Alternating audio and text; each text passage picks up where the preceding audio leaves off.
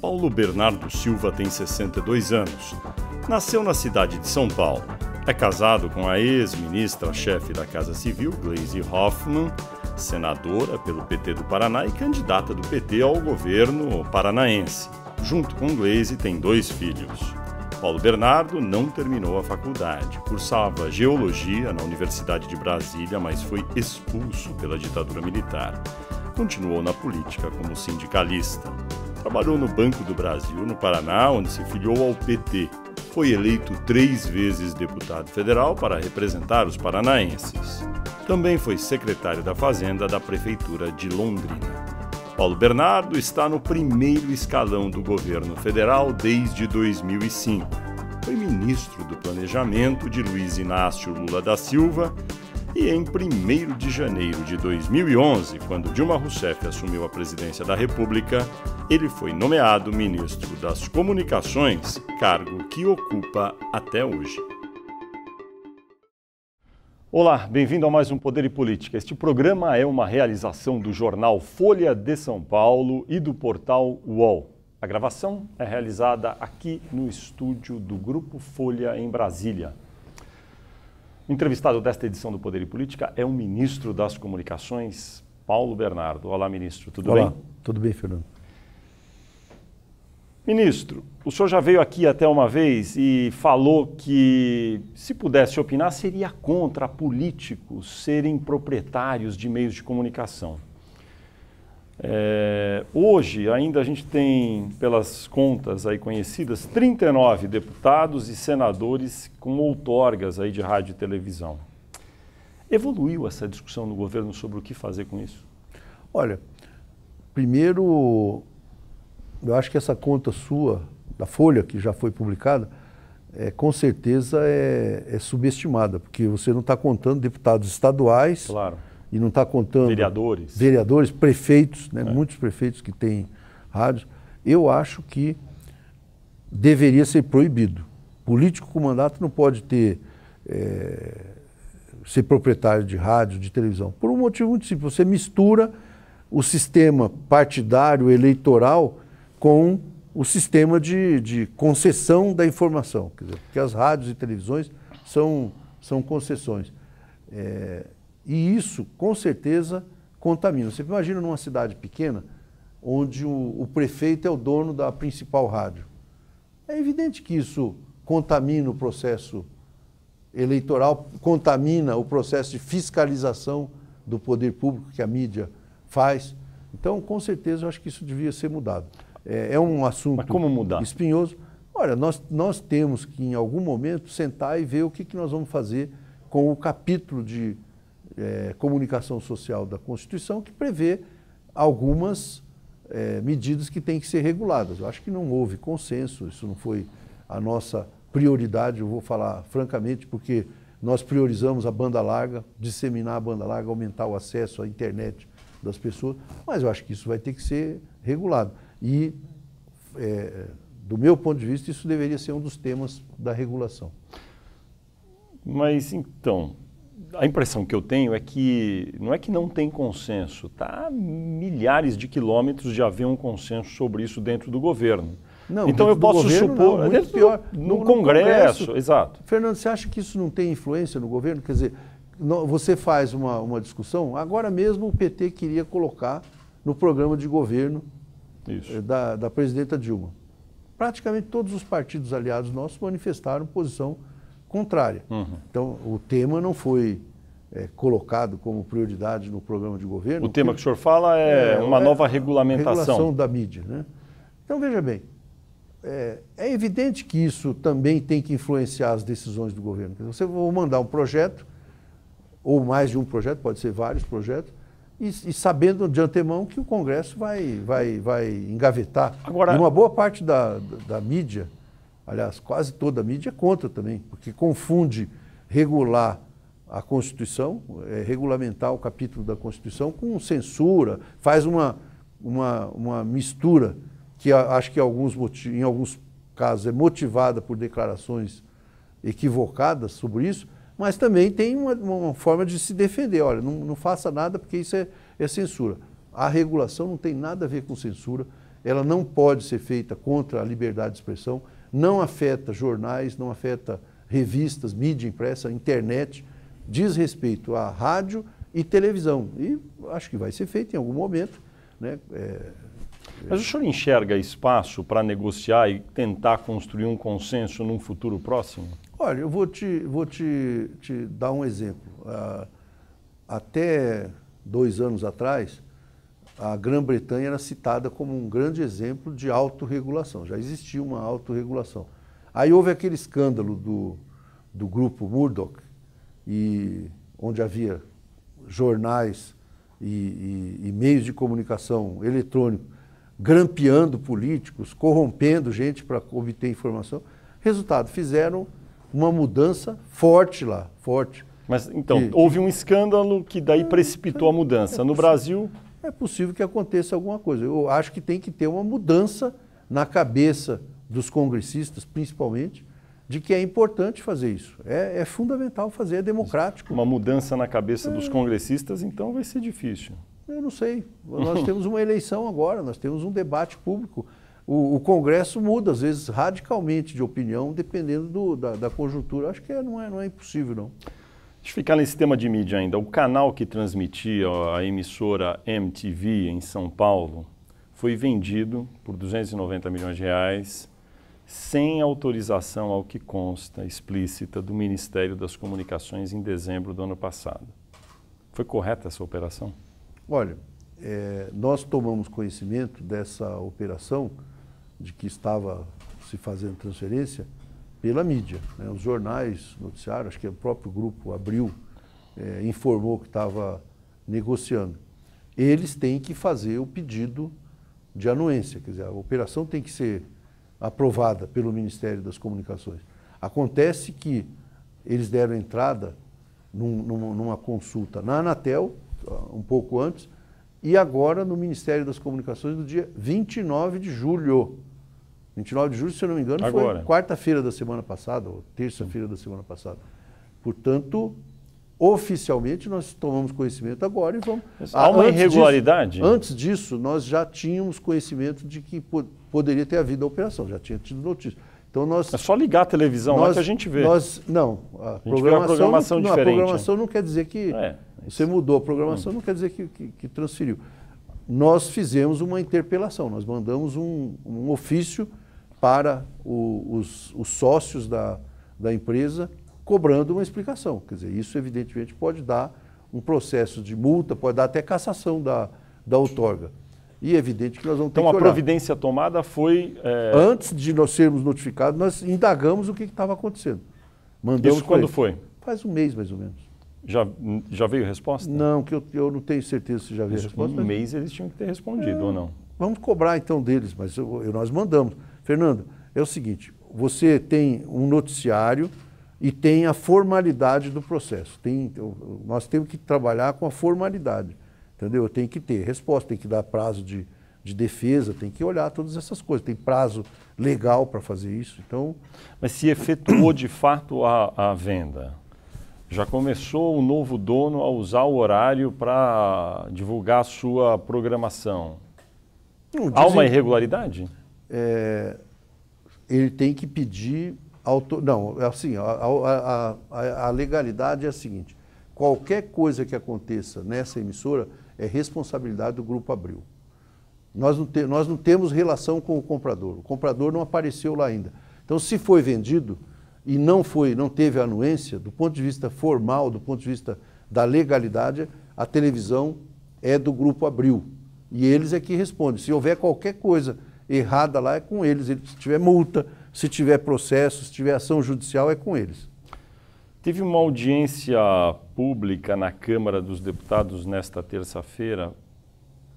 Até onde consta, parece que o Ministério das Comunicações não enviou nenhum representante para essa audiência pública e que ia discutir um tema correlato aí. Teve alguma razão para o Ministério não participar? Não, aí era outra coisa. Estão discutindo lá se televisão pode arrendar uma parte do seu horário ou não. A legislação é omissa sobre isso, não fala.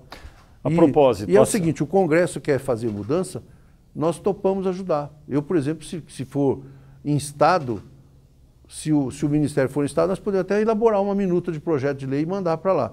Agora, eles querem que nós vamos lá dar opinião sobre uma coisa que não está regulamentada. Quer dizer, eu vou lá fazer discurso.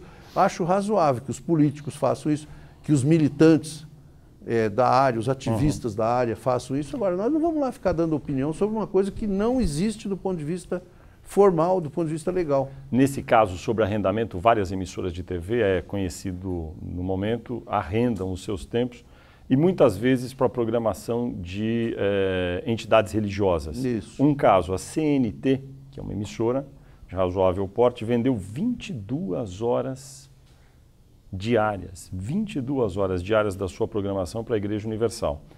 Esse tipo de arrendamento é desejável? O que pode ser feito a respeito? Aí você quer saber uma opinião política minha. Isso. Pois é, eu não tenho nenhuma opinião taxativa a respeito disso. É o que o Congresso queria. Não venham aqui debater, dar opinião. A verdade é o seguinte, do ponto de vista formal, não tem uma legislação sobre isso. Tem um pessoal do Ministério Público Federal lá em São Paulo que está dizendo o seguinte, que vai processar o Ministério das Comunicações por omissão. Saiu na Folha, inclusive. Vai processar o Ministério das Comunicações por omissão. Omissão em quê?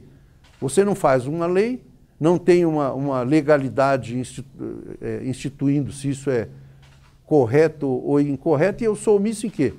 Porque se tiver proibição, então o omisso está sendo o Ministério Público, que devia tomar uma providência e entrar com ação contra. Por que não entrou? Porque não tem base legal para isso. Então é o seguinte, eu não quero entrar nesse debate, eu acho que isso é um debate delicado, envolve uma série de interesses das televisões em ter receita, das igrejas em fazer a sua pregação, de conquistar o seu público. Ora, vamos fazer uma lei? Vamos fazer uma lei e vamos resolver esse problema. Eu não tenho problema nenhum, eu ajudo a construir. Agora, me acusar de omissão quando a lei também é omissa é muito cômodo. Na sua avaliação, portanto, esse tema do arrendamento dos horários das TVs, sobretudo para entidades religiosas, depende de uma lei que hoje não existe e, portanto, a lei depende do Congresso. E o Poder Executivo discute isso no âmbito do Executivo ou não? Nós já falamos várias vezes aqui. Começamos a entrevista dizendo que nós temos que fazer uma regulação do setor de mídia. Quando a gente fala isso, já os jornais, eu não tenho certeza se a Folha já fez, mas a maioria dos jornais nos acusa de estar querendo censurar os meios de comunicação. Falou em regulação da mídia, não, estão querendo censurar, isso aí é autoritarismo, bolivariano, sei lá qual é o adjetivo.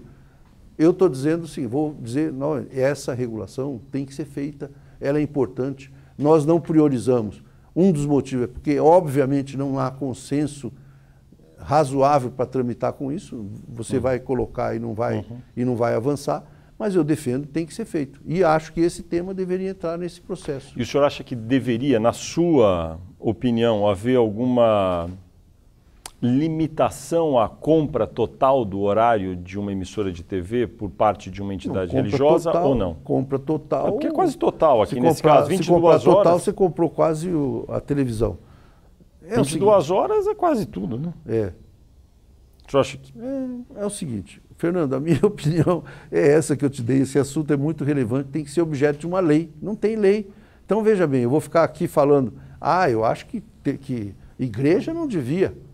Mas quanto tempo faz que as igrejas e as rádios têm missa no domingo, tem culto na madrugada? Quer dizer, então agora estão falando assim, é porque o cara arrendou 22 horas. Então esse é o problema? Essa que é a discussão? Eu acho que tem que ter uma lei, tem que dizer quanto que pode. Se não está dizendo, não está especificado, gera esse tipo de dúvida. Entendi. Em breve agora, em agosto, começa o horário eleitoral em rádio e televisão. As empresas que cedem o horário para os partidos políticos e os candidatos fazerem a propaganda, depois têm uma compensação na hora de pagar os seus impostos de renda. Esse modelo é apropriado ou deveria haver alguma mudança na sua opinião? Olha, você está me perguntando do ponto de vista da questão da regulação do sistema de rádio e televisão ou da questão do problema eleitoral? Porque é o seguinte, eu tenho visto muito aí o pessoal falar, você faz o programa de televisão, ele é o mais caro. Até um publicitário falou esse dia, não, se não tirar o horário de televisão, não vai diminuir o custo de campanha, porque isso é que é caro. Veja bem, eu acho que o processo eleitoral, ele é extremamente importante. Então, você ter visibilidade, dar espaço para todo mundo, e acho que o espaço é dado na proporção correta, que é os votos que o partido teve, o número de parlamentares para a Câmara Federal, enfim, acho que é importante isso. Isso incomoda muito as televisões, porque gostariam de estar passando novela ou propaganda de cerveja no horário, mas eu acho que o sistema é uma concessão pública, pertence à União, foi feita uma disposição legal de que esse horário tem que ser cedido, ele é pago, ele é ressarcido para as empresas de rádio e televisão. Sobre esse aspecto do ressarcimento, é justo ressarci-las por esse horário ou por ser concessão pública? Olha, não deveria haver? Nós vendemos a concessão, a concessão não foi dada de graça, quer dizer, antes da Constituição de 88 era de graça, mas quem fez agora pagou. Então, é uma exploração econômica, a empresa é obrigada a ceder o horário, me parece razoável que ela seja ressarcida. Tem algum defeito esse modelo que poderia ser melhor corrigido? Eu acho que tem N defeitos. Não, mas esse daí do horário eleitoral? Eu acho que podia ser diminuído, podia ser melhor definido, talvez pudesse ser só comercial em vez de ser... Horário longo? Longo, né? Porque todo mundo acha, todo mundo não, vamos falar, um bom número de pessoas acha um aborrecimento ter horário eleitoral. Então, tem como reformar, tem como mudar isso, com certeza. Agora, eu não tenho uma fórmula para isso. Ministro, durante o governo do presidente Lula, houve um incentivo por parte do governo federal para a criação de uma chamada, na época falava-se, uma Supertele, uma empresa de comunicação brasileira, e isso não deu certo até agora. Por quê? Olha, no caso dessa empresa que você está falando, a Oi, o que foi feito no governo Fernando Henrique, ou governo Lula, foi simplesmente possibilitar que houvesse a fusão de duas empresas que atuavam com a mesma atividade em áreas diferentes. A Telemar e a Brasil Telecom, que acabaram virando uma empresa só. Eu acho que essa empresa, ela enfrenta problemas de toda ordem, que acho que uma parte são de responsabilidade dos controladores, dos acionistas, dos gestores, né, que a questão da gestão, a questão de dinheiro para investir, tudo isso. E outra questão é que eu acho que o próprio modelo é muito difícil, né? Eu, por exemplo, vejo assim, Fernando, eu acho que a concessão de telefonia fixa, ela está claramente anacrônica e superada, né? E eu tenho, inclusive, discutido isso no setor, já fiz relatórios no governo. Nós temos essa concessão, ela vai até 2025. Pode ser que em 2025 ninguém queira mais um telefone fixo, contratar só um telefone fixo. Pode ser que a gente intensifique tanto a comunicação pelo Skype, pelo WhatsApp, por vários outros mecanismos, que as pessoas falam, para que eu vou ter um telefone que fica com um fio lá na parede, que eu não posso levar no bolso, por exemplo. Então, eu acho que nós temos que fazer uma reforma na legislação e nesses contratos e adequá-los à nova realidade. A questão hoje é a internet, é dados, né? Então, as redes que essas empresas têm são redes muito importantes e deveriam estar sendo utilizadas para fazer também banda larga e outros serviços. Então, acho que nós vamos ter que mexer. Eu acho que a Oi, com certeza, tem seus problemas de gestão, tem problema de capacidade de investimento. Agora... Não teria sido possível para a administração pública federal ter antevisto isso em 2008, quando incentivou e, enfim, ajudou com, enfim, os empréstimos do BNDES que foram dados? Poderia antever, mas não era a realidade. A verdade é o seguinte, de 2008 para cá, começou o serviço, por exemplo, de celular 3G, começou exatamente em 2008. Hoje nós temos 130 milhões de pessoas usando. Então é evidente que o celular com internet, a demanda por telefone fixo diminui tremendamente. Sem contar que as empresas concorrentes, por exemplo, hoje está essa notícia de GVT aí. Ia perguntar sobre mercado. isso. A GVT não é uma concessionária, é uma empresa autorizada a operar. Ela pode trabalhar, como a Oi e a Telefônica também pode, trabalhar com telefone fixo, com internet, com TV por assinatura, mas ela não tem obrigações de universalizar. Ela não é obrigada a manter orelhão, por exemplo. O Brasil tem 1 milhão de orelhões. A minha opinião é que metade deles se tornaram desnecessários. No mínimo metade. Nós temos um relatório mostrando que tem orelhões no Brasil que tem 10 ligações por mês. É evidente que isso virou uma estrutura ociosa e que tem que ser reformado.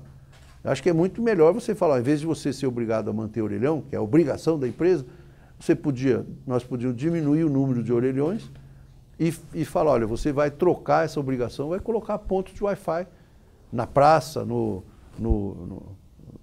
lugares públicos para as pessoas usarem. Quer dizer, então, seria muito melhor, muito mais bem-vindo, principalmente pela juventude, do que ter essa obrigação toda. Então, acho que tem reforma. Agora, essa mudança, no caso dos orelhões, depende de uma alteração na legislação, nos contratos, depende do quê? Depende de alteração de pontos da lei, não precisa mudar toda a lei, mas alguns pontos, e da regulação da Anatel. E em que medida essa discussão está sendo feita dentro do governo agora?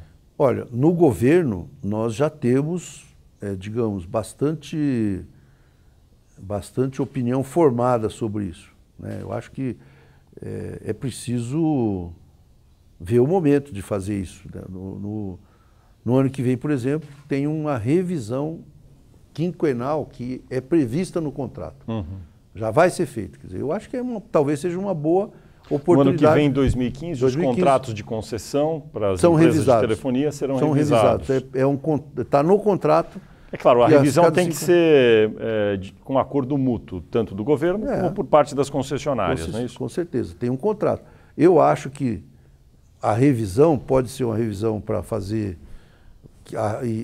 só telefonia fixa, que era a previsão original, ou então dizer, olha, isso não faz mais sentido, nós temos que ter serviço associado de internet, a rede tem que servir para fazer banda larga, nós queremos investimentos nas regiões que não têm internet ainda de boa qualidade. Então, é possível incluir pontos a mais em 2015. O senhor acha que... Aliás, isso já começou, viu, Fernando? Porque a Anatel fez um relatório sobre isso e colocou em consulta pública. Está em consulta pública, eu acho que até novembro a consulta pública. O plano de governo da presidente Dilma Rousseff, por caso de ser vitoriosa e ter um segundo mandato, inclui algum item específico sobre isso? Inclui um plano banda larga para todos. Ah, sim, mas... Não, ela acha o seguinte, esses serviços vão ser convergentes. Não adianta fazer um plano para telefonia fixa. Isso... Fernando, eu acredito, isso é coisa que já passou. Nós temos que aproveitar a infraestrutura que existe e falar, nós queremos o telefone associado com a internet, com a TV por assinatura, se alguém quiser, fazer ligação de voz sobre IP, que é o Skype e outros serviços que tem, associar isso com telefonia móvel, essa é a mudança que tem que ser feita. Agora, esse item do plano banda larga para todos, que já é uma proposta antiga da presidente Dilma e que consta aí no programa de governo... Ela lançou no dia que foi lançada para... Ela já falava na ampliação da banda larga lá atrás, né? Nós temos 2010. O Plano Nacional de Banda Larga. Agora ela está fazendo o plano de banda larga para tudo, que é universalizar a banda larga. Agora, esse plano de universalização da banda larga que a presidente propõe, ele é detalhado no programa no nível de dizer, por exemplo, vamos usar os orelhões para fazer isso ou não? Não tem esse tipo de detalhamento? Ele tem essas coisas todas. Tem. Mas é evidente que eu não vou divulgar aqui o plano de governo. Ela vai divulgar. Mas é evidente que leva em consideração isso.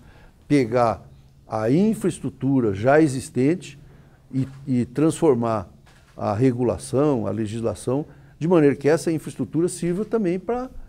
Nós não vamos fazer duas redes paralelas, uma para telefonia e outra para a internet. Eu acho que é Agora, a rede utilizada, a rede de fios utilizada para levar o sinal para esses cerca de 1 milhão de...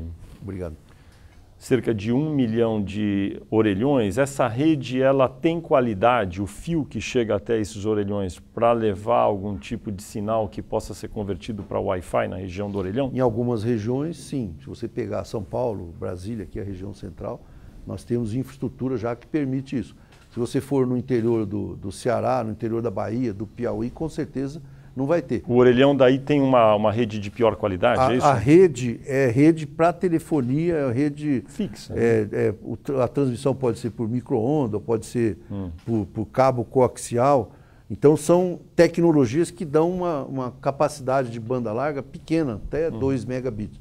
Então o que nós avaliamos é o seguinte, que se nós refizermos a macroestrutura, o chamado backbone, que eles falam, né?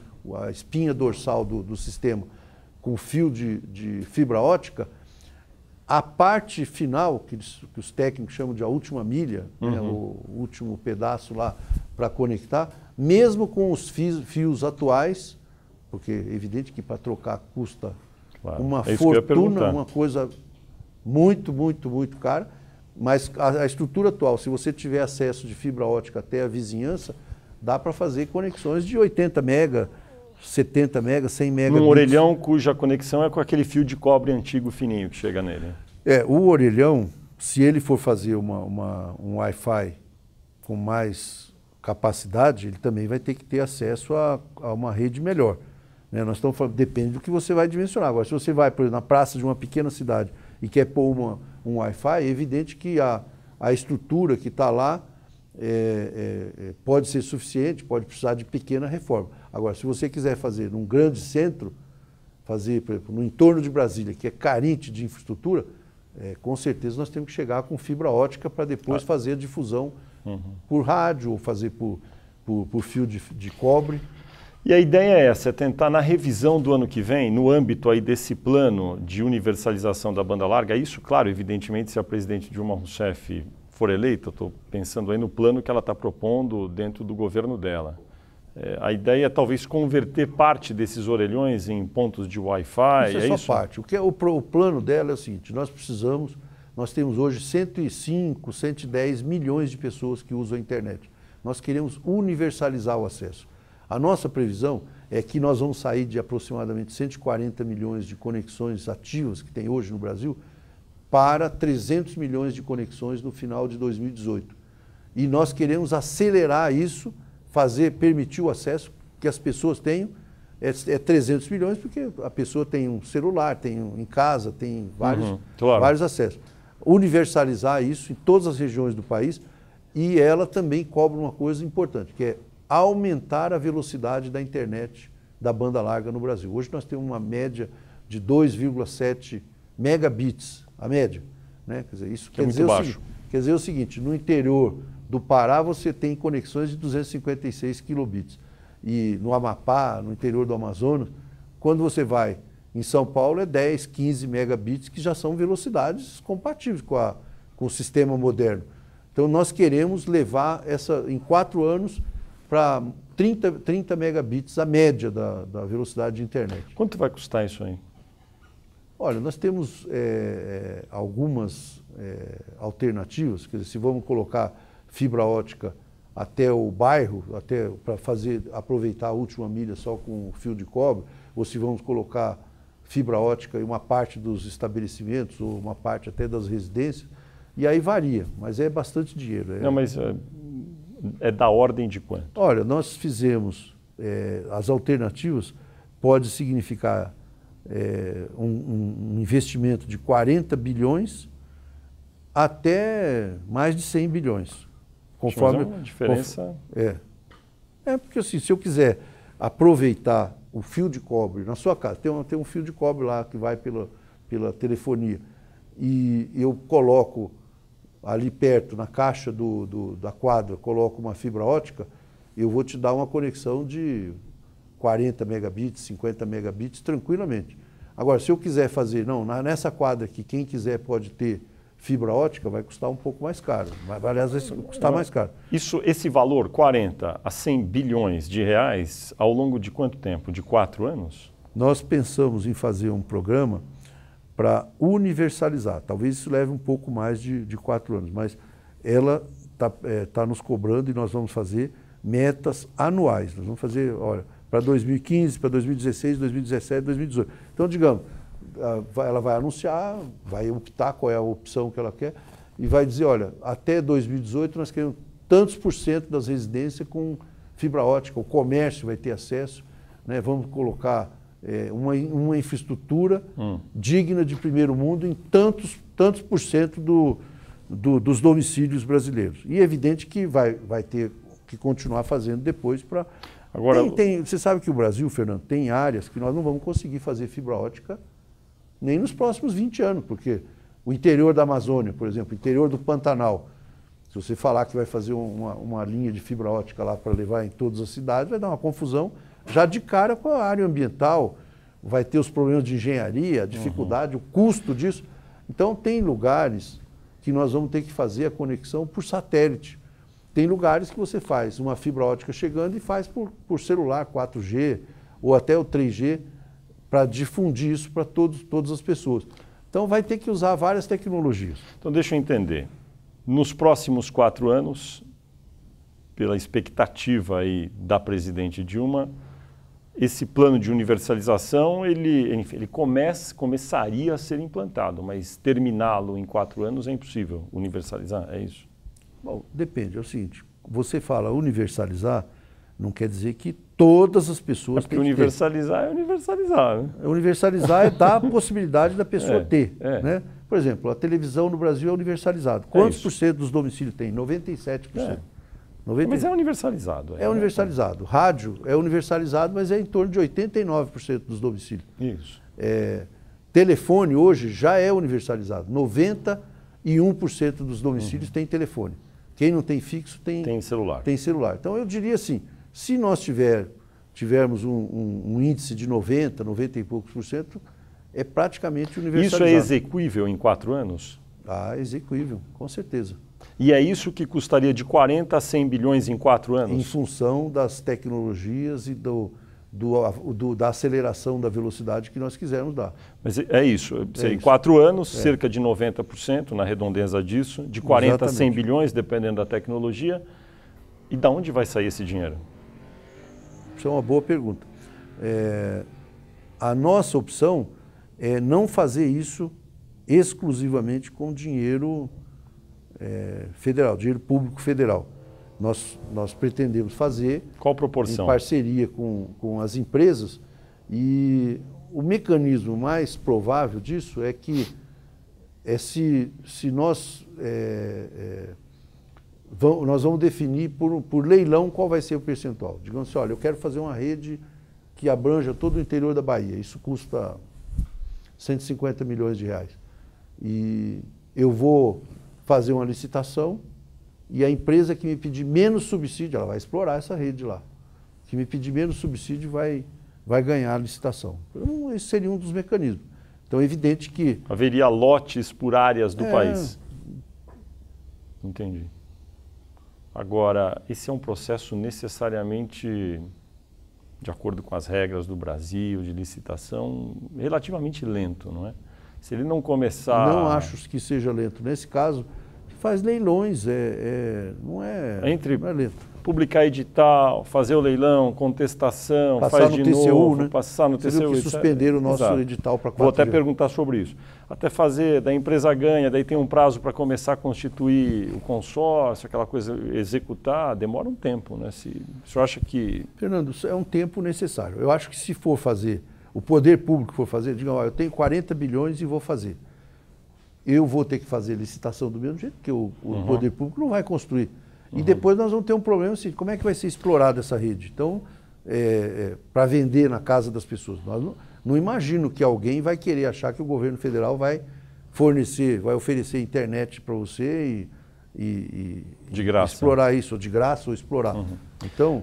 Onde é que entra, no caso aí, nesse âmbito aí, o uso desse equipamento antigo, que são os orelhões? Eles vão ser incorporados para virarem pontos de Wi-Fi públicos? O orelhão, ele é um processo paralelo e pode ou não integrar. Eu defendo que integre esse plano. Que eles se transformem em pontos de Wi-Fi. Porque é o seguinte, se nós temos esse ativo e temos esse contrato vigente, que nós não vamos romper o contrato, mas podemos fazer uma revisão, temos que fazer uma revisão que pode ser mais ou menos profunda, eu acho que nós devemos incorporar isso e dizer, olha, para nós é importante que essa infraestrutura seja usada para internet além de telefonia. Então, digamos, o Estado se dispõe a abrir mão de algumas obrigações e trocar por outras. Então, digamos, em vez de ter 1 milhão de orelhão, eu podia ter 500 mil e ter 500 mil pontos de Wi-Fi. Talvez a conta não seja 1 para 1, não sei. Mas eu acho que nós deveríamos trabalhar quando a gente fala em orelhão, ele poderia continuar a funcionar como telefone, mas fornecer também o sinal Wi-Fi, é isso? Wi-Fi, ter um videozinho para videochamada, pode ser... A tecnologia permite mudar tudo. Do ponto de vista da execuibilidade desse projeto dos orelhões, que aí eu acho que atende a população que tem menos recursos, não é? Quantos dos 1 milhão de orelhões têm condições de serem convertidos ao longo de 4 anos em telefones mais inteligentes que também têm o Wi-Fi, né? Condições todos eles têm. Mas precisa assim, dinheiro, precisa quantificar. Do ponto de vista financeiro, econômico. Eu acho, Fernando, que tem alguns que nós temos que acabar com eles. Claro. Mesmo, né? Mas exemplo, eu estou perguntando... Você mora onde, que região aqui em Brasília? Moro aqui em Brasília, no Lago Sul. No Lago Sul. Eu aposto com você que você entra no seu conjunto, tem 3 orelhões lá, pelo menos. Passa ali e observa os orelhões que tem lá e vê se alguém, você vai ver. Você mora lá há quanto tempo? 15 anos e não tem ninguém que usou isso, não usa. Mas então, eu acho que nesse caso nós poderíamos fazer assim, olha, o orelhão fica perto do lago, uma área de lazer ali, esse orelhão vai ficar e vai ser telefone, vai ser um ponto de Wi-Fi para as pessoas, a moçada que vai lá com o seu smartphone e que não tem um plano tão bom da empresa, quer baixar a coisa, vai lá no Wi-Fi e usa um Wi-Fi público. Agora, pode ser que tenha na mesma quadra outro orelhão que eu vou simplesmente suprimir. Eu não vejo motivo desse negócio estar aí. Dos que o senhor falou no começo que 500 mil possivelmente são já descartáveis. Dos que ficam, dos cerca de 500 mil, em quanto tempo o senhor acha que as empresas estariam dispostas a convertê-los em pontos mais úteis aí de comunicação? Eu acho que em 4 anos é perfeitamente possível fazer tudo isso. Fazer o quê? Convertê-los todos. Entendi. Tecnologia existe. Aí quem paga? As empresas? Claro, se nós vamos abrir mão de uma obrigação e vamos dar para elas essa opção, é evidente que elas vão ter que pagar. As empresas converteriam o quê? 500 mil telefones em Eu disse para você, não quero dizer que seja 1 para 1, né? Mas eu acho que, digamos, o ponto de Wi-Fi vai custar mais e a manutenção, então, digamos, seja 2 para 1 ou 1,5 para 1, mas é evidente que nós temos que trocar, isso tem que ser quantificado de forma transparente. As empresas falam, você vai abrir mão, eu vou abrir mão dessa obrigação e você vai fazer isso. Isso não tem possibilidade de ser diferente. Alguma coisa vai acontecer, então, em relação a esse equipamento? Hein? Olha, se não acontecer, eles vão continuar sendo não usados, né? Não é o inutilizados, seria não usados, e vão continuar dando manutenção. Às vezes pode ser depredado, tem todos esses problemas. A Telefônica, o senhor já mencionou, ofereceu aí, fez uma proposta de 20 bilhões de reais para comprar a operadora GVT. Essa fusão é desejável e boa para o consumidor brasileiro? Ela é desejável para a Telefônica, né? A Telefônica fez a proposta, com certeza.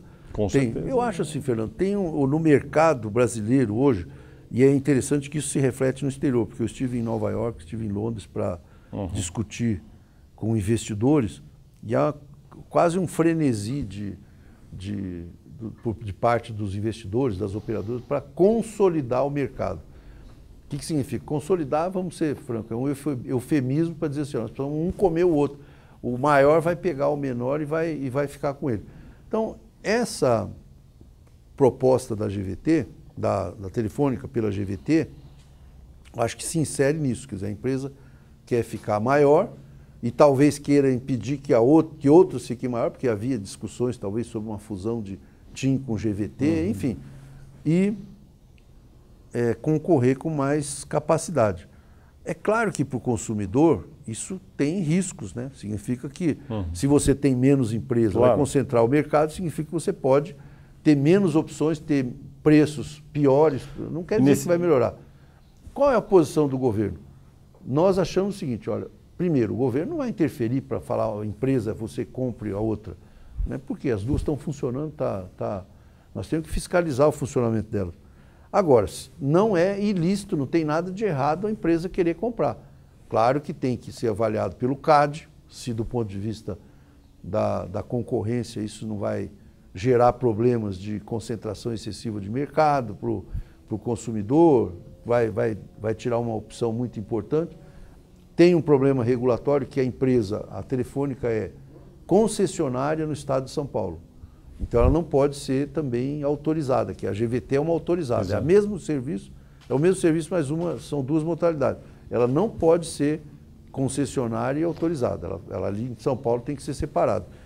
Então isso, tem que olhar essas questões aí. O Estado vai examinar, o governo vai examinar de acordo com a legislação. Se não tiver nada de errado, pode ser aprovado. E também tem que ver se a GVT vai aceitar, como é que está, né? Porque até onde me consta, a proposta não foi solicitada pela GVT, a Telefônica está fazendo uma proposta.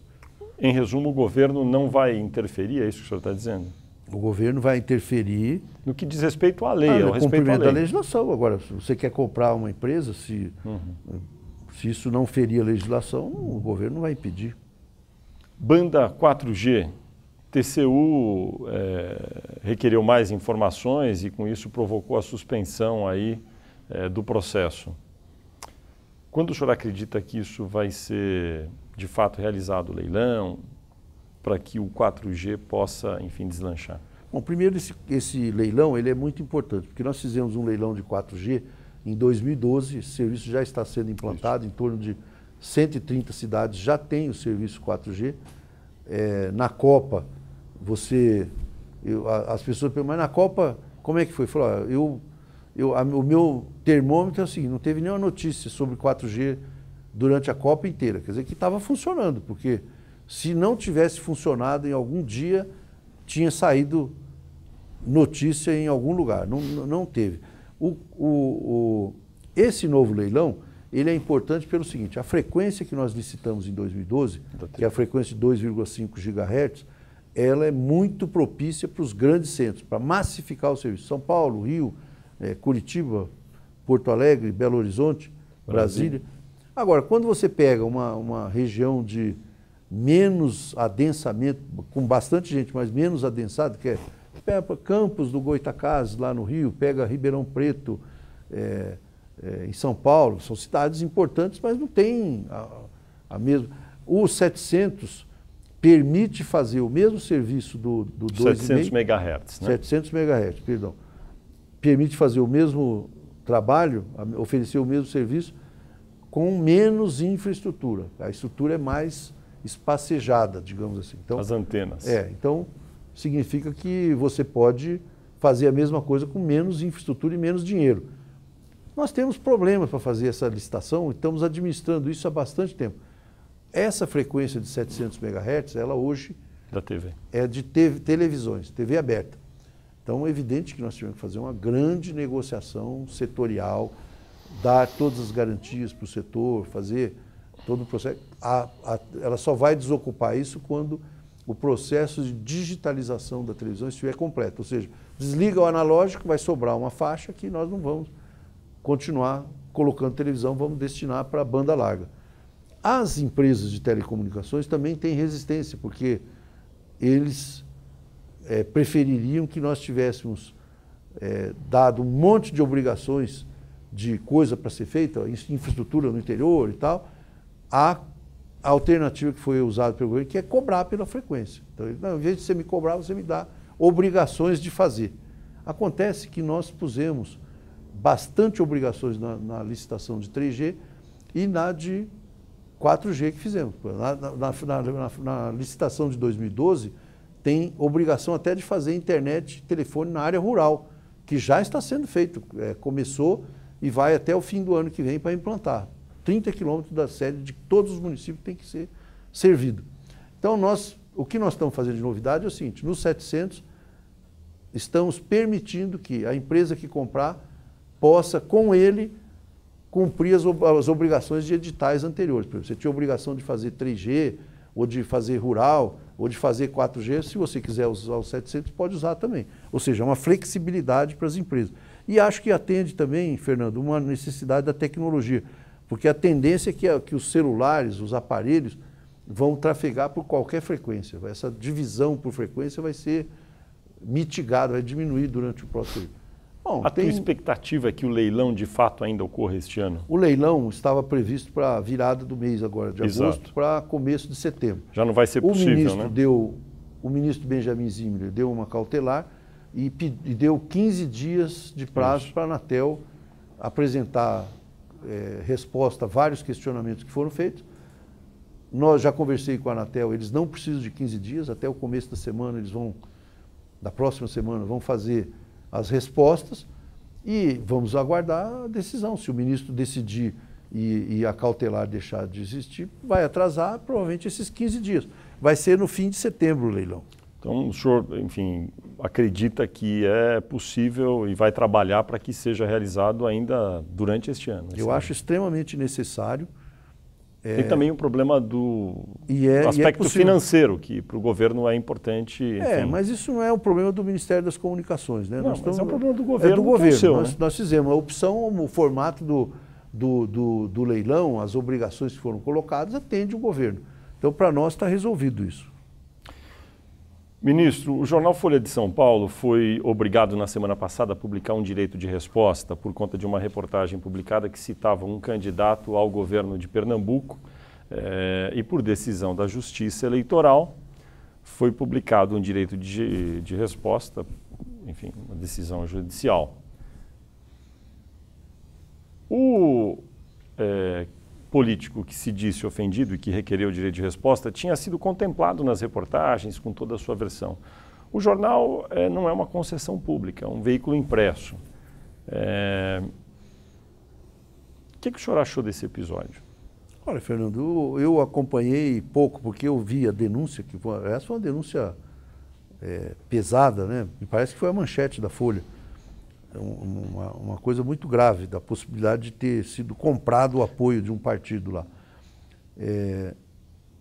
E veja bem, eu acho que é relativo. Quando o político, eu nem conheço, né, o atual governador lá de Pernambuco, você diz ele foi contemplado, mas se ele entrou na justiça, ele acha que não foi contemplado. Eu acho que não foi. Né? Ele fala, mas não deram a minha resposta, eu não fiquei satisfeito.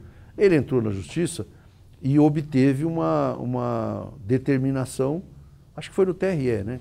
Isso, aí o ministro do Tribunal Superior Eleitoral, o presidente, o ministro Dias Toffoli, manteve a decisão e assim ela foi publicada. Olha, acompanhei a reação da Folha, a reação até nos outros jornais e tudo, sem entrar no mérito, porque eu de fato não sei se ele comprou o apoio ou não, por que ele acha que não foi contemplado, e também já vi crítica de que ele não respondeu, o direito de resposta ele não respondeu às acusações. Mas eu acho o seguinte, o direito de resposta tem que existir. Isso é uma coisa básica. O jornal tem direito de se expressar, não é sujeito à regulação. O jornal não tem regulação prevista para ele. Fala o que achar que tem que falar. Agora, tem que ter direito de resposta. Se eu não me considerar atendido, eu tenho que recorrer. A Folha tem uma coisa que eu acho importante, que eu não posso deixar de dizer, que tem um ombudsman. E eu vou dizer porque eu já fiquei inconformado com... Mandei uma resposta respondi uma repórter, saiu de uma forma que eu não fiquei satisfeito, mandei uma cartinha para a Folha, foi publicada no painel, com aquelas respostas assim, nota da redação, esse cara está errado e nós estamos certos.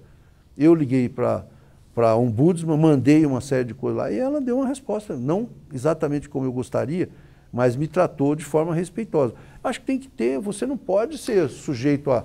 O jornal fala e você não tem recurso, não tem para quem falar.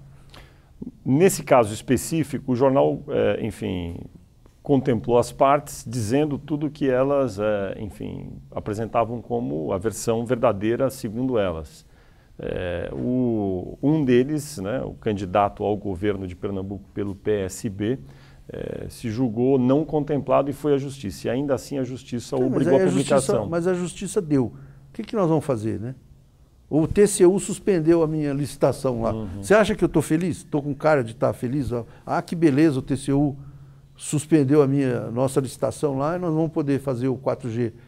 Claro que não, mas eu tenho que dar a resposta, eu tenho que ir lá tomar providência. Esse modelo que rege hoje a reparação e o direito de resposta é adequado na sua avaliação? Não é adequado.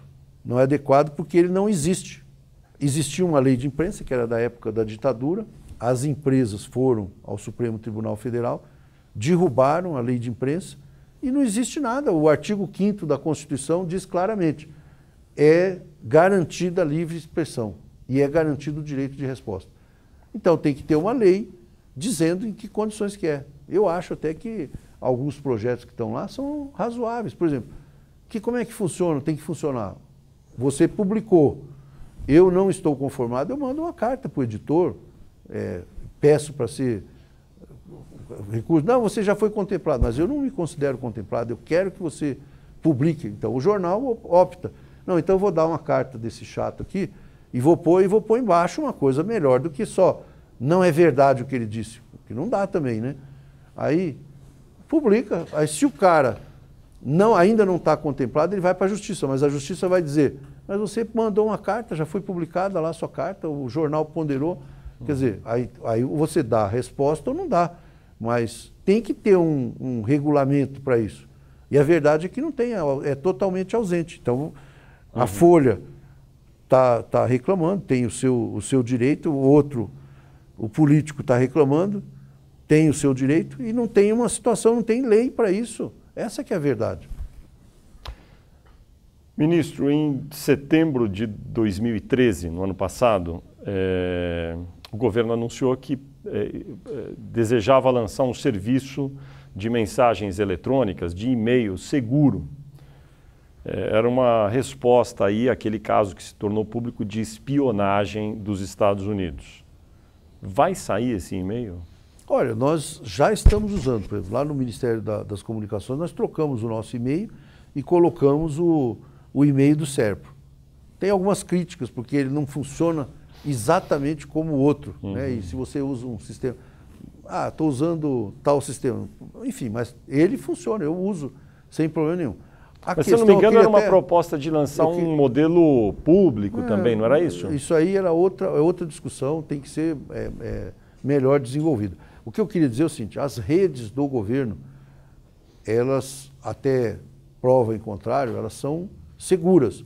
Nós temos, por exemplo, um sistema onde tramita os processos por canais eletrônicos do governo, nunca teve nenhum caso de vazamento de nada disso, nunca abriram isso, né? E também esse monitoramento que saiu na mídia aí do Snowden, o serviço secreto americano, essas coisas todas, até onde eu vi, era muito mais voltado em pegar informações das redes públicas, né?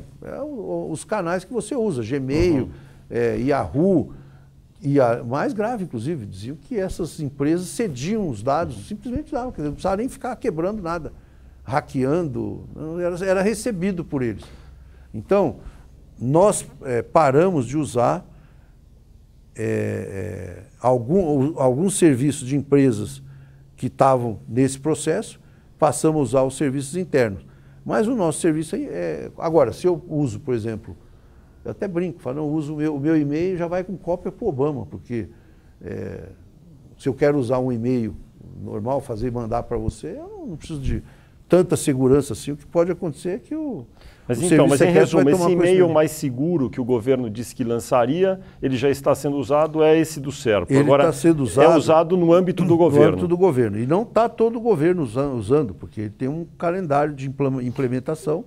Nós precisamos ter recursos, por exemplo, o SERPRO precisa ter mais banco de dados para garantir tudo isso. Mas até onde eu entendi, à época, lá em 2013, foi dito que seria oferecido, inclusive, um serviço geral para os brasileiros. Esse é o nosso desejo, mas de fato não está feito. Isso ainda está mantido, esse plano?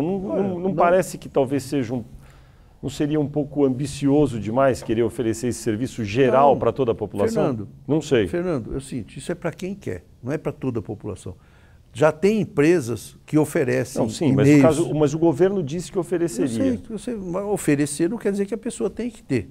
Né? Eu, por exemplo, quando nós começamos a usar esse e-mail, já teve empresas de grande porte, de enorme porte, que atuam no exterior, que vieram nos perguntar. Falaram, mas eu não posso usar isso? Pode, perfeitamente.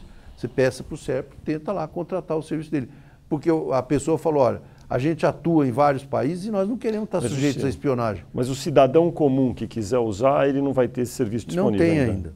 Vai ter? Eu não sei quando, Fernando, mas vai ter. Eu acho que essa preocupação com a segurança, ela é relativa. As pessoas, tem gente que tem gente que não tem. Se você quer simplesmente conversar com seus amigos, namorar, mandar mensagens corriqueiras do dia a dia, você não vai se preocupar. Eu com toda sinceridade, eu uso o Gmail.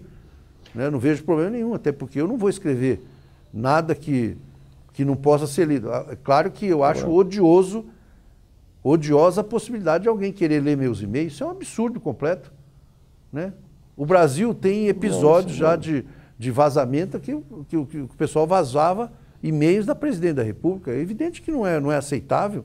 Assim como a liberdade de expressão é um direito sagrado, o sigilo da correspondência tem que ser sagrado também. Né? E o e-mail nada mais é que uma correspondência entre duas pessoas. À época foi dito que os Correios poderiam estar à frente desse processo. É isso mesmo? O Correio está trabalhando para formatar um serviço de correio seguro que ele pretende vender. Então, por exemplo, uma empresa, hoje você sabe que muitas empresas buscam alternativas. Você vai mandar uma procuração, ou vai mandar um documento para outra parte do país, você pode mandar pelo correio, por uma empresa concorrente, mas se você tiver um sistema eletrônico seguro, você pode falar, eu quero mandar, porque isso tem que estar 10 horas da manhã lá na mão do meu funcionário, do meu advogado, do meu preposto, sei lá, do concorrente, do meu cliente. Então, o Correio já está desenvolvendo um sistema de serviço de entrega eletrônico seguro, garantido. Fala, ó, você vai na agência, entrega o arquivo, vai chegar lá na velocidade da internet, ou seja, dali a 3 minutos, 2 minutos está impresso lá na mão do cidadão e com um certificado de segurança, quer dizer, de que entregou, que é uma coisa importante também. Você está cobrando um cara. Uhum. Você manda um e-mail e ele não recebeu o e-mail. Então, você manda um e-mail que vai ser certificado. Ele abriu o teu e-mail. Então, ele não pode dizer que não recebeu.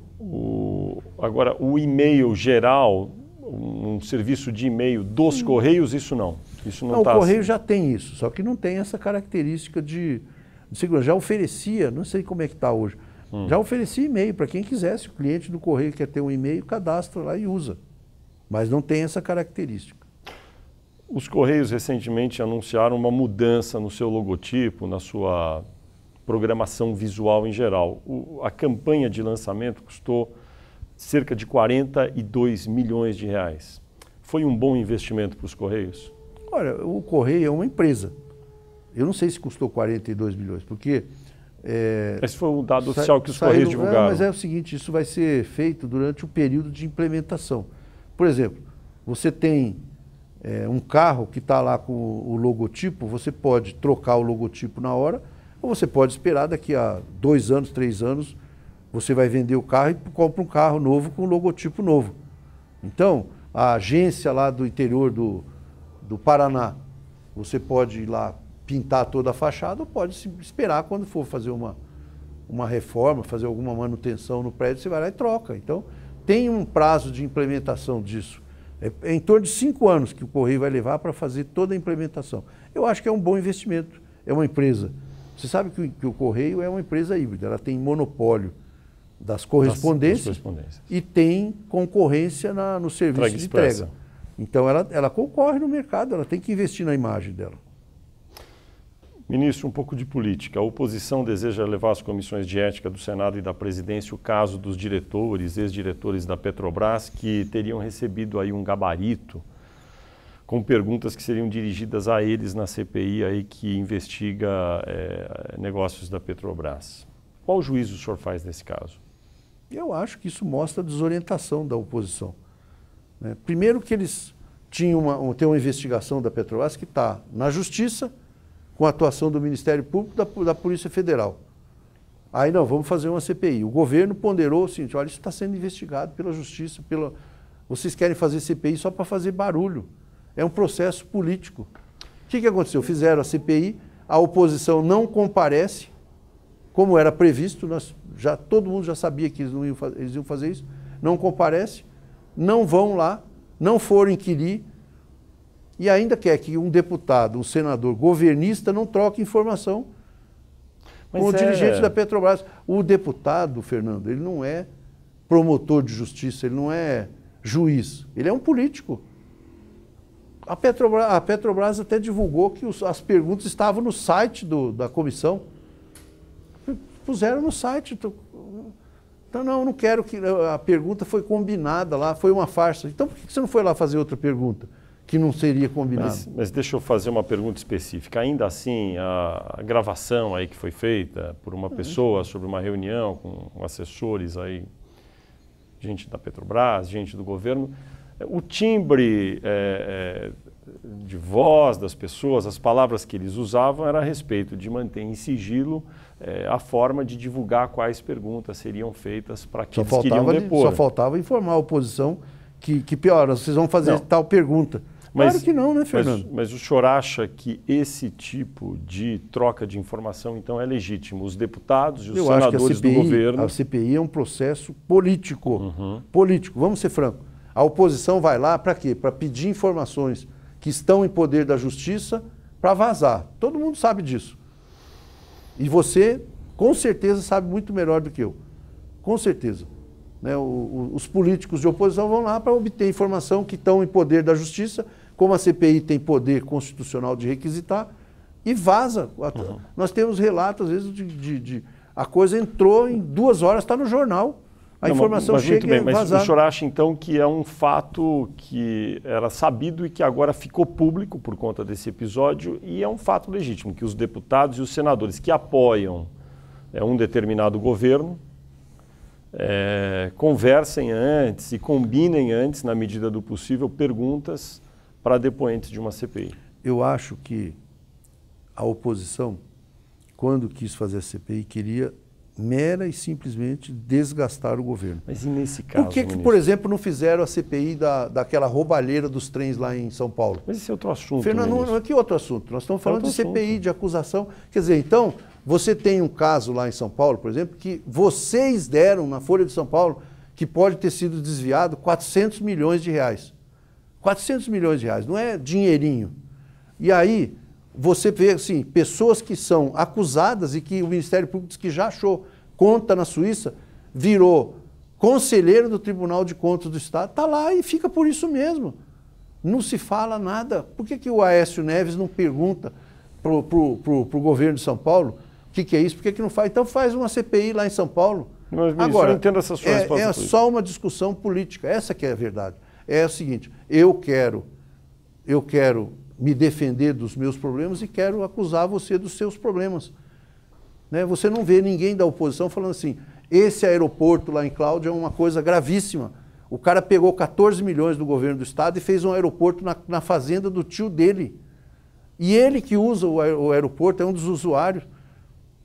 Não, aí ele quer apontar os dedos para falar, vocês combinaram as perguntas. Onde que está o desvio de dinheiro na combinação de perguntas? Então, onde está o problema disso? Mas há um problema na combinação das perguntas? Eu acho que se há, isso vem desde Pedro Álvares Cabral, porque a primeira CPI já deve ter acontecido isso. Né? A não ser que a gente queira fingir que nós somos todos inocentes, que nós somos muito hipócritas, e falar, não, isso não acontece. Eu vou repetir, CPI é um processo político. Tem uma investigação lá na Justiça, tem uma força-tarefa do Ministério Público atuando nisso, tem delegados da Polícia Federal, agentes da Polícia Federal atuando, tem gente presa, tem um processo constituído. Então a CPI vai fazer o quê? Vou repetir, a oposição quer CPI para vazar documento. Talvez isso para os jornais seja bom, porque o senador pega o documento e vaza para mim, eu vou fazer uma matéria. Agora, Não vamos vir aqui falar, não, o cara combinou uma pergunta, onde que está o crime disso? Onde que está o problema disso? Se ele fala, você é um juiz, eu sou um promotor, eu não posso ir lá combinar nada com o investigado. E o caso do ex-diretor da Petrobras, Cerveró, que foi inclusive apontado pela presidente Dilma Rousseff como alguém que não teria dado todas as informações, talvez na hora que fosse necessário, para que se tomasse a decisão correta a respeito da refinaria de Passadinha.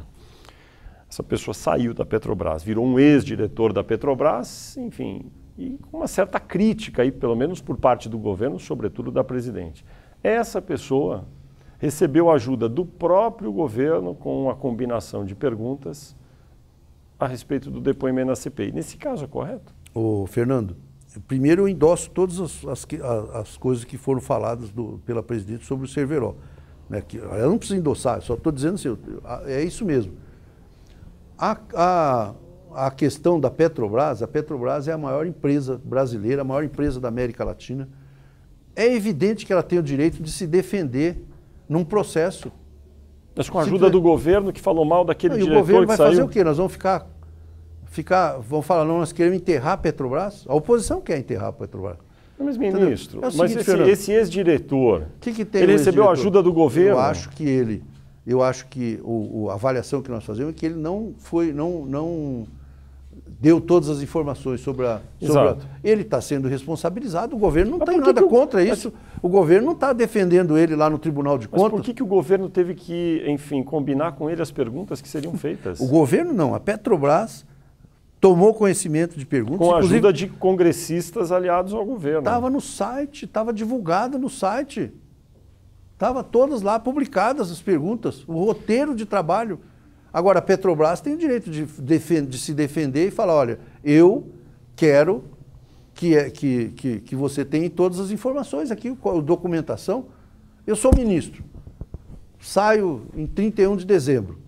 Digamos que aparece um processo lá no ano que vem dizendo que eu fiz uma coisa errada. Eu não vou ter acesso aos processos e a Petrobras é parte envolvida nesse negócio. É claro que ela tem.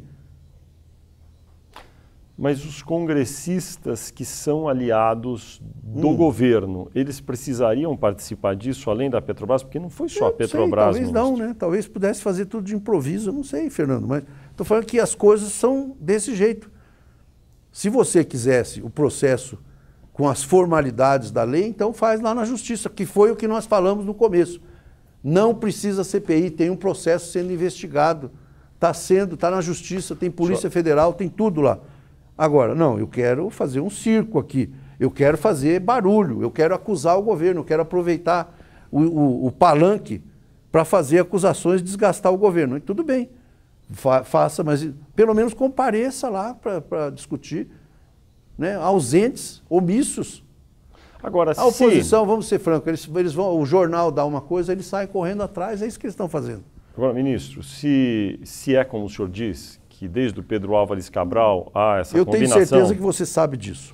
Então, você cobre o Congresso, você sabe muito melhor que eu. Sendo assim, não é uma desmoralização completa do Instituto das CPIs? Ô, Fernando, aí você está entrando numa coisa que eu acho que a política, de maneira geral, e aí eu não quero apontar o dedo para os outros, eu acho que nós estamos passando mensagens muito ruins. Aí é outro problema. Acho que a imagem da política está muito ruim. E acho que tem razão para estar ruim, porque, de fato, as mensagens que nós passamos para o cidadão comum não são as melhores. E aí eu não estou colocando a oposição, não estou colocando o governo, mas também não estou tirando a oposição disso. Entendeu? Porque é muito comum que haja esse tipo de procedimento. Eu não vou dizer que isso seja a forma boa, a forma correta. Agora, CPI... Isso que o senhor disse? A CPI é o seguinte, quando você tem um caso para investigar... Você está dizendo isso, essa combinação? O processo político todo, esse negócio da combinação, eu acho que estão querendo fazer uma tempestade em copo d'água aí para ver se alavanca a oposição. Só pode ser isso. Mas o senhor acha que é a melhor forma de se fazer uma CPI, esse tipo de combinação? Eu não sei. Eu participei de algumas CPIs, se eu fosse lá participar, talvez eu tivesse as minhas ideias. Como eu sou do governo, não participo, eu não vou ficar dando palpite em CPI, como é que faz. Agora, querer ficar fazendo um escândalo desse negócio aí, eu acho... Então, acho que não houve crime, não houve ilegalidade, houve alguma imoralidade? O crime, imoralidade é o quê? Político conversar e falar o que vai fazer, quais as ações que vai fazer. É um processo político. É um processo político. Ninguém vazou uma informação sigilosa, como é corriqueiro acontecer. E acho que a oposição é a maior vazadora de informações. Pega ali, eles querem ter a CPI para isso, para ter acesso à informação, para vazar. Vamos ser francos. Então, isso é um tanto de informação que sai em off no jornal. Isso sim é um escândalo. Ministro, sobre liberdade de expressão, os bancos têm direito de opinar de maneira crítica a respeito do que acontece no governo e do que acontecerá no mercado se um ou outro candidato vencer a eleição? Todos têm direito de opinar. Por que o governo reagiu de maneira tão virulenta em relação ao Banco Santander? O governo não agiu de forma virulenta, nós polemizamos. É o seguinte, se você me perguntasse assim, olha, o que você acha da cotação da ação tal na Bolsa? Não vou falar porque eu não seria prudente falar sobre isso. Se a Petrobras, se a Vale, se o Itaú, quanto está valendo a ação. Agora, se você vai falar de eleição, todo mundo pode entrar. Então eu posso discutir se um analista lá está falando uma opinião abalizada ou se ele está falando asneira. Processo político, quando o banco entra na discussão política, eu tenho o direito de polemizar com ele.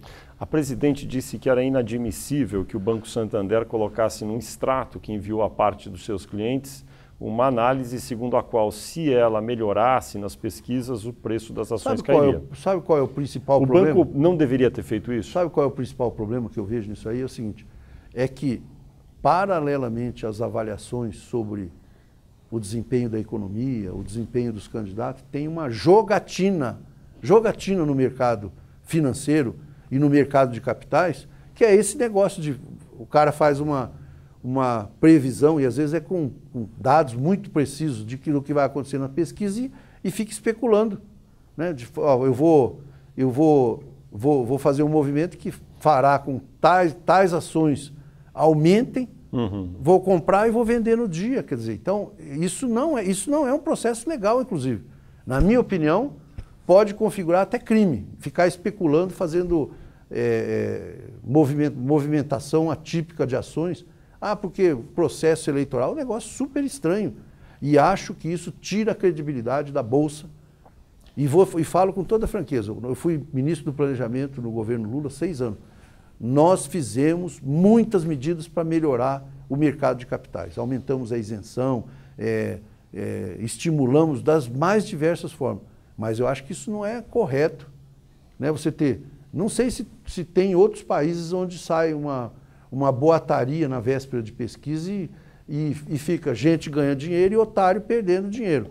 Então, veja bem, eu acho que o erro do Santander é entrar nesse jogo de jogatina, vamos ser francos, é isso que está acontecendo. Agora, acho que o Santander entrou num jogo, na jogatina, ao ter emitido... Acho que aquilo lá... Você já viu o que acontece? Não vai sair a pesquisa do Datafolha. Então, a boataria que vai acontecer, que a Dilma vai cair, então as ações vão subir, ou o contrário. Mas é o seguinte, Fernando, tem gente ganhando dinheiro, isso não é só opinião de boteco, não. Isso tem um banco institucionalmente fazer isso, na minha opinião, é prejudicial ao desenvolvimento do mercado, é prejudicial à concorrência. Acho ruim, sem considerar que é um equívoco a opinião. Agora, se você quer discutir futebol, política, menos religião. Futebol, política, eu topo, vamos discutir. Eu tenho opiniões sobre tudo isso. Estamos com o horário meio estourado. Presidente, a presidente Dilma Rousseff está com uma rejeição recorde. Por que o senhor acha que acontece isso? Olha, eu acho que a pesquisa sempre mede o humor das pessoas em relação a um momento. Eu não sei se é recorde. Em relação a outros candidatos a presidente que disputaram a reeleição, é maior? Mas você vê, ela tem praticamente a soma de todos os candidatos na intenção de voto. Isso. Então tem que ver o que... Eu não sei exatamente o que motiva esse mau humor, eu acho que não é só com ela.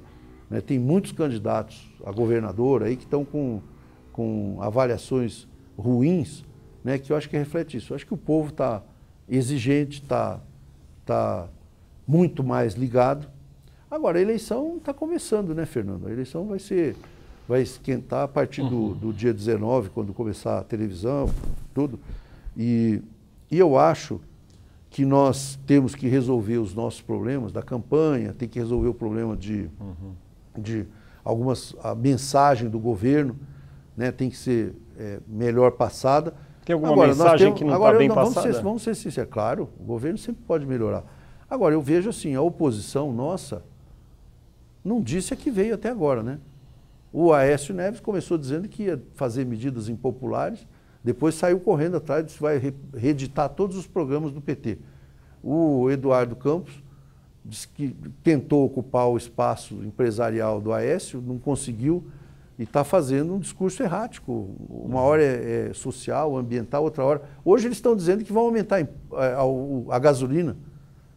O anúncio da campanha do Eduardo Campos, vou aumentar a gasolina. Mas a gasolina se aumenta em função de outros fatores, não é só... É inusitado fazer um programa de governo e dizer que vai aumentar a gasolina. A ex-ministra da Casa Civil, Gleisi Hoffmann, sua mulher, é candidata do PT ao governo do Paraná. Em que medida a campanha dela ficou mais difícil por conta do episódio envolvendo o deputado federal André Vargas, que é do Paraná, foi do PT e, enfim, está aí enfrentando um processo de possível cassação na Câmara? Olha, eu acho que só pode ficar dificultado se fizerem um barulho enorme sobre isso. Agora, a Gleisi não é casada com o André Vargas, é casada comigo. E o fato dele ser filiado ao PT não quer dizer que a gente tenha alguma responsabilidade nas ações dele. Aliás, ela falou isso logo quando aconteceu esse episódio aí, saiu a notícia na Folha. Ora, o André Vargas é deputado, era um deputado importante, vice-presidente da Câmara, com articulação. Aliás, eu acho um deputado muito presente, atuante. Ele tem que explicar as ações dele. Por que a Gleisi tem que explicar? Outro dia ela estava dando uma entrevista numa rádio e a pessoa perguntou, não, mas e isso aí? Mas ele era do seu partido. Eu falei, mas vem cá, se o colega seu aí de rádio atropelar alguém ou se der um cheque sem fundo na cidade, nós vamos dizer que é problema da rádio, problema do outro colega dele, não dá para responsabilizar. Como é que faz? Eu acho que o André tem que explicar os problemas dele. Está com processo, ele tem que ter direito de defesa. Né? Eu acho que o processo também é político na Câmara, você sabe disso. Ele tem dito que tem sido cerceado no seu direito de defesa, o senhor concorda? Eu não sei, eu acho que ele tem o direito de brigar e se defender, entendeu? Eu não estou entrando lá vendo como é que é o processo, não sei o quê. O que eu sei é o seguinte, a Câmara normalmente faz processos políticos, é muito influenciado pela mídia, pela opinião pública. Ele tem que ter o direito de defesa, como qualquer pessoa tem que ter. E eu não tenho nada a dizer sobre isso, porque eu não sei o que ele fez, não tenho informações, eu acho que ele é que tem que fazer isso. Ministro Paulo Bernardo, ministro das Comunicações, muito obrigado por sua entrevista à Folha de São Paulo e ao UOL. Muito obrigado.